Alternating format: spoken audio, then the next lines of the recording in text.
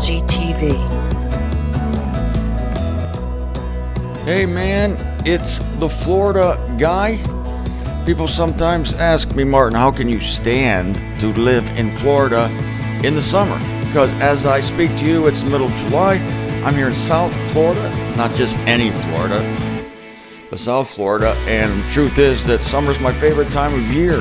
Yeah, because I love the heat and it's guaranteed to be hot. Sometimes get this in the winter. It'll go down to 60 degrees. Like, come on. No, that's not true.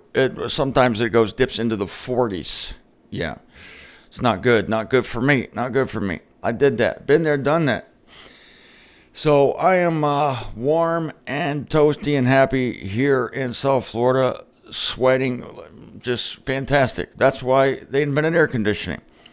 Now, I thought last week was a fabulous week here on MZTV because I'm dissecting Romans chapter 6. And Romans chapter 6 is the opposite of what most expositors, what most Christians think it is. They think that this is the Apostle Paul trying to tell people how not to sin, trying to warn them, do not do bad things, or you might be in big trouble. But it's not that at all. It's what to do with sin after it's manifest, after it has occurred. That's a nice way to put it. After sin has occurred. What happened to you today? Well, sin occurred, and what do you want me to do? I love how A. Enoch, who translated the Concordant Literal New Testament, he personifies sin here. Because sin is personified. It's a figure of speech. Sin dwells in you. That's a figure of speech. This thing called sin doesn't really dwell in you, but because of mortality coursing through your veins, you will fail. And that's sin. Miss the mark. But sin is spoken of as a power. And I like this because you realize that if you personify sin, you realize that it is the enemy. The thing that lives in you is the enemy. It produces the misses, the bad things you do in your life. Yes, it produces it, but it's its own source. I mean, it is a power. This is what Paul's dealing with here. The irony is, the paradox is the best way to fight sin is to ignore it. Because then it shrinks. Remember that hymn? I've mentioned it to you before. I've never sang it because I'm not a hymn singing guy. But it's something like, put your eyes on his beautiful face and the things of the world will go strangely dim in the light of his glory and grace. It's that thing of when you contemplate Christ, then the world grows dim. I just told somebody the other day, I've been talking about these things for a long time. And these things are not theoretical to me. They're real. And when I did the mini-series within the Revelation series called The Final Years of Millennium 6, speaking of the timing of the coming of Christ, I'm there. I mean, it's not just theory to me. It's not just verses. It's not just numbers. This stuff's real. And the things of the world have been and are growing dim in light of God's glory and grace. So it's true that whatever you contemplate something good. Paul says whatever things are lovely. Yeah, I put another syllable in there. Lovely. Whatever things are payoa. Whatever things are of good report. See, I'm adding syllables there because it's such a glorious passage. Paul says, think on these things. And then by doing that, the things of the world grow dim. But if you concentrate on trying to make the things of the world go dim, if you concentrate on that, you try to micromanage your life, it doesn't work. It never works. It may work for 45 minutes. It may work for 45 days. But it's a Hollywood village you've created, supported by 2x4s. That is by your willpower, by your resolve to accomplish great feats of asceticism and self-discipline. Now, self-discipline is good. I'm not saying it's not, but it's a fruit of the Spirit. You don't get it by deciding to self-discipline. Again, it's a paradox, but by trying to directly manage it, it's a trap. Paul lays this out in Romans chapter 7. I had not been aware of coveting until the law said, thou shalt not covet. Then the sin getting an incentive through the precept. There's the psychology that God built into us. Sin, that thing, personified, lying within us, gets an incentive through the precept. Sin is hibernating. Sin is just, just settled in for the night. And then suddenly sin hears that there's a commandment. What? What's this? Yeah, thou shalt not covet. Oh, thou shalt not covet. Sin gets an incentive. I'm quoting Romans chapter 7. I should do Romans chapter 7 after chapter 6. It only follows.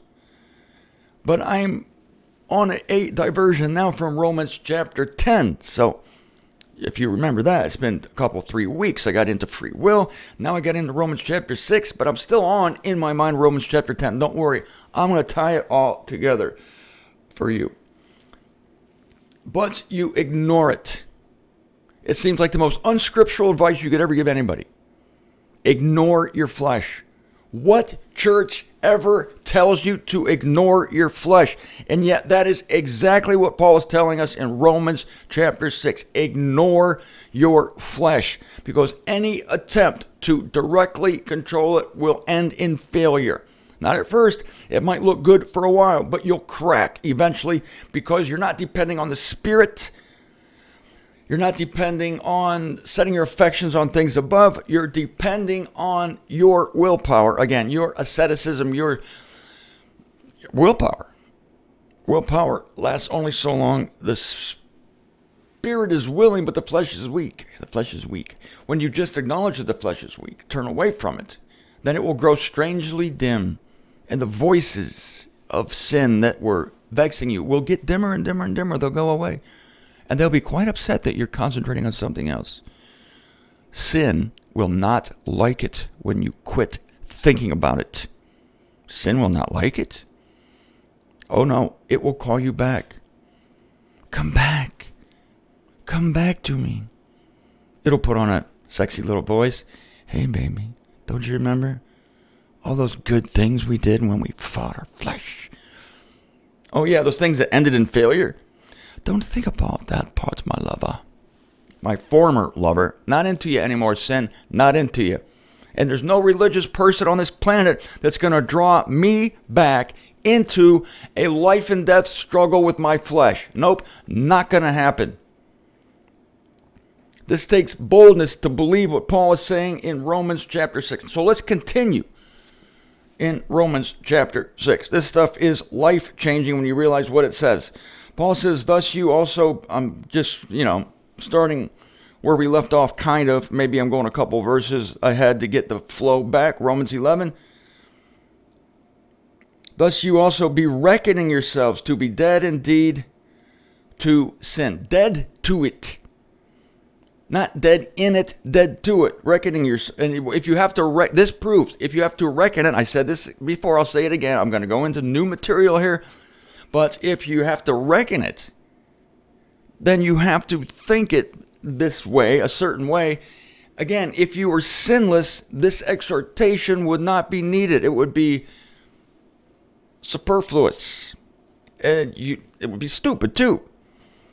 Reckon yourselves to be dead to sin. Paul's not going to say this to you when you've been made sinless. This exhortation only exists if there is sin in your life. That's why I say this chapter 6, it'll change everything when you realize that Paul is telling you not how to stop sinning, not how to control your flesh, not telling you that at all. He's not telling you that. He's telling you what to do with this thing that has been a burden your entire life. All your failures, all your habits that you still do, your bad habits, they vex you. Paul's saying, don't let them vex you anymore. You're not living to righteousness. You're still living in sin. You're still letting sin lord it over you. You have a new master now. We're going to get into that. This is so good. We're going to get into it today, right now. You have a new master, and the master is righteousness. Now submit yourself to righteousness. It has nothing to do with what you're doing. I mean, your micro acts. It has to do with your entire disposition, the entire way you're thinking. You present your members as slaves of righteousness. That is, God declaring you righteous. It's not like Paul's not saying you set your members, you determine to make your members do righteousness, do righteous things. He's not saying that. He says, offer yourselves as slaves of righteousness. That is, you're owned by this truth that you are now justified and that God looks at you as perfect. Tie yourself to that truth, and the result will be, well, Paul said, it says in the Old Testament somewhere, read the whole Old Testament, you'll find it. I think it's in either Proverbs or Ecclesiastes. As a man thinks, so is he. Yes, as you think, so are you. And to whom you offer yourselves as slaves, the acts that follow will be either righteous acts or sinful acts. But the offering of yourself as a slave to either righteousness or sin has nothing to do with your individual acts. It has to do with your general disposition. Going to get to that here. This is glorious. It's life-changing, literally life-changing. Literally life-changing. Because the only way you can hope to control, the only way you can hope to control your flesh and to live a life worthy of Christ and to not give the message a bad name because you're out there doing crazy stuff. The only way that has a chance of happening is by ignoring that whole world and concentrating on Christ. I'm not saying you ignore your flesh and don't do anything. You have to occupy, now that you're no longer engaged with the self-help programs of the flesh. Yeah, isn't that ironic? An act of the flesh is trying to control the flesh. Trying to control the flesh is an act of the flesh. That's the other message of Romans 6. I'm trying to control my flesh. Oh, I'm sorry you're so involved in a giant act of the flesh. What? Yeah, it's an act of the flesh to be a slave of the flesh and try to micromanage it instead of presenting yourself, instead of turning away from the darkness, turn away from the darkness. Let me ask you this. Paul says, whatever things are lovely, whatever things are pure, whatever things are of good report, think on these things. Is sin lovely? Is the idea of trying to lead a sinless life, is that of a good report? Is that lovely? Is that pure? No, it's a life of bondage. What is lovely and pure and of good report? Thinking about Jesus. I'm not kidding here. Thinking about Jesus, thinking about Christ, thinking of being thankful that you're declared righteous, concentrating on that, no longer thinking of yourself as a miserable sinner. You may have remnants of being a miserable sinner. Of course, at times you will be a miserable sinner, but you're no longer thinking of yourself that way. 2 Corinthians chapter 5, we no longer consider anyone according to flesh. And that would include ourselves, I would think, right? Anyone? Don't, right? Paul says we're not even supposed to think of Christ according to flesh. We're not supposed to think of Christ as the ex-carpenter from Nazareth. No. We're supposed to think of the glorified Christ. And we're supposed to see ourselves now as glorified people. Now we're getting to verse 13, my favorite verse of this whole thing. It's a big acting job. You fake it till you make it. Where do you hear this? Okay, verse 11, thus be reckoning yourselves to be dead indeed to sin, yet living to God, toward God, through Christ Jesus our Lord. Let not sin then be reigning in your mortal body. And again, people think if sin's reigning in your body, then you're doing sins. No, nothing to do with it. Nope, nothing to do with you doing sins. Sin reigning in your mortal body is sin telling you what to do. And sin wants to always tell you to control it. That's sin's strategy, because sin knows the psychological disposition of the human because God made it that way. That is, that sin, getting an incentive through the precept, produces in me all manner of righteousness, Paul says. He's talking about the law of Moses in that case, but I say to you that it is any precept. The New Year's resolution. How long do those last? Maybe a couple days, maybe a couple weeks, maybe a couple months. But I pretty much guarantee you by the next New Year's, it's all over. And you're probably resolving the same thing again. But if you don't give this stuff power, it will go away. It won't go away on your timetable. That's the thing. It'll go away on God's timetable. God's timetable is not your timetable. So you might not look good at first, honestly. If you start doing this, and this is something you do with your mind, this is something you can actually do. When you start this, it might be that sin might take advantage of it. I don't know what's going to happen. It doesn't matter, because you don't need to look behind you. Jesus said concerning the circumcision gospel, whoever takes the hand to the plow to do the work of the kingdom. In that context, if they look back, they're not worthy. If they look back, they're not worthy. Now apply that to this. It's like Lot's wife looking back at Sodom and Gomorrah. Your flesh is Sodom and Gomorrah. And God's in the process of helping it, doing things for it, but only as you look ahead. You look back at Sodom and Gomorrah, you're going to turn into a pillar of salt. And then the only way you'll find a lover is to find a pillar of pepper somewhere. It's the only way you're going to have a relationship once you turn into a pillar of salt. I don't wish this for you or for anyone. Don't look back. Don't look back. It'll be so tempting. And sin won't believe what you're doing. Sin, capital S, the personified thing, won't believe what you're doing. Like, how dare you not concentrate on me anymore? That's not very holy. That's not very spiritual. You're supposed to be over here. But you give it the finger. You give it the finger. You say, screw you, sin. I'm going to concentrate on something else. I'm going to consider myself righteous. I'm going to consider myself what God calls me. How do you like that? Oh, ho, ho. Sin will not like it. Sin will not like it. And if you start doing this and you tell your friends about it, they will try to draw you back in. This is the voice of Satan. You need to tell those friends, get behind me, Satan. They'll say to you, what do you mean you're not worried about your sin anymore? What do you mean you're not going to let this project that we have encouraged you to set forth upon your own sanctification? What do you mean you're going to give that up? And you say, well, I mean, I'm not going to give it up and go into a void. I'm going to give it up, and I'm going to focus. I'm going to tell myself every day as I look in the mirror, God has declared you righteous. At which time they will say, well, yeah, God has declared you righteous, but there's always the but that comes in there. There's always the but. The only way you can see the but is if you look behind you. Then you see all the buts back there. But yes, of course God's declared you righteous, but you still have to work on your flesh. Romans 6 says you don't. Same argument of the law guys, the circumcisionists in Galatians. Of course you're saved by Christ. Of course you're justified. Great grace. Yeah, Paul's right. It's great stuff. But, always the but. Well, you still, you got to help it along with law. So nobody can believe it. Nobody will like it. Nobody will encourage you to totally abandon this war. And that's what you've been in. You've been in a war with your flesh. I got to keep going to Romans here. I'm looking at my time. Let not sin then be reigning in your mortal body. That's what that means.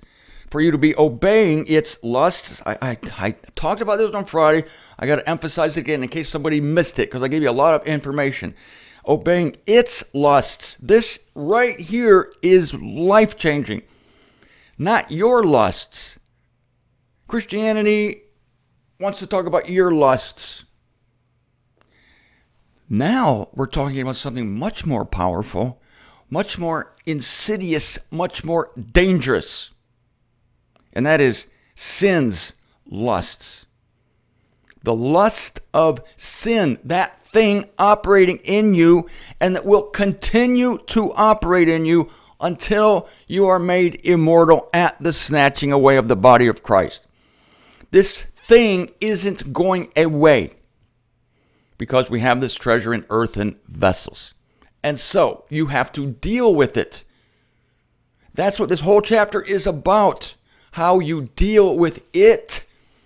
And what are its lusts? To be obeying. Again, to obey means to underhear. H-E-A-R. Those are the two English elements of the Greek word. And the definition is to heed and to hear and to heed. To hear and to heed. Sin's lust, it lusts for attention. And this is the thing itself. We're not talking about individual acts. Again, I keep emphasizing that. But something I say today is going to be different than something I said Friday, and this is going to sink home to you. Obeying its lusts. Sin itself, the thing that is stronger than you, more powerful than you. You're going to fight this thing? Are you kidding me? You, a weak human being, a mortal human being, you're going to fight sin. Is that what you're really going to do? Well, that doesn't make much sense. And I might even call it stupid, because the only person that was strong enough to fight sin was Jesus Christ on the cross. And for 6 hours he suffered in all the preliminary humiliations, and he took on sin there. That was life. That was a life and death struggle with sin. Why in the hell are you in a life and death struggle with sin now? Why are you in a life and death struggle? He was in the life and death struggle, and he succeeded against it. And Romans 6:6, the old humanity was crucified with Christ. Oh, that's good news. That means that he conquered it. Now you're still trying to conquer it? What is your problem? What is your quest? Does it make you feel good? Does it make you feel powerful? Does it make you feel like you're cooperating with Jesus Christ? Oh, are you like co-crucified with Christ? What? Were you one of the thieves next to him? Or you were like, what? What kind of participation did you have in the life and death battle that Jesus Christ conducted against sin on the cross? Now you're going to battle it? Oh. You gotta be kidding me. You're gonna lose. It's an unnecessary battle because it's already been fought and won. So sin's lust is to build itself as this giant thing that you need to engage in fighting. You need to engage it. That's what sin's lust is. Sin lusts for your attention. The thing. It wants you to pay attention to it. It wants you to fight it. It wants you to be worried about it, to be concerned about it. Don't you like it when your significant other is worried about you and concerned about you? Everybody lusts for that. Everybody lusts to be worried about, to be concerned about. Sin, it's the same. I mean, sin is the same thing. I'm not saying that's wrong, but sin has evil lusts, evil desires. So don't hear its lusts, nothing to do with yours in this context, nor yet be presenting your members as implements of injustice to sin. Again, sin will create the injustices. And if you sell your soul to the sin thing, and again, people who are fighting sin have sold their soul to sin.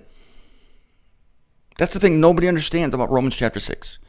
People who are fighting sin have sold their soul to sin, and it will produce more injustice. Nor yet be presenting your members as implements, that is, tools to be used by capital S, sin. But present yourselves to God as if alive from among the dead, and your members as implements of righteousness to God. For sin shall not be lording it over you. What's it?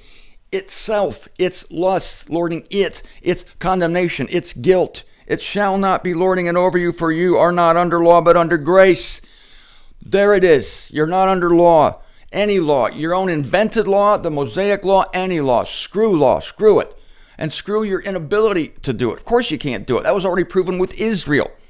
The only way they're going to do it in the future is when God puts a law in their hearts. The only way it's going to happen. But you're not even under it. So what are you doing?